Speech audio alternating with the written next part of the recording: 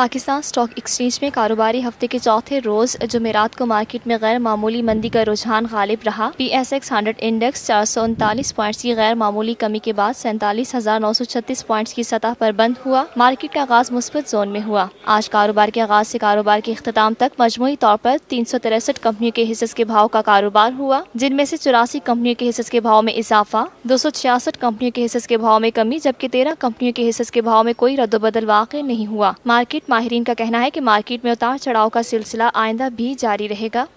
ये है TNN TV। देखते रहिए ताज़ा तरीन खबरें और एक्सक्लूसिव रिपोर्ट्स।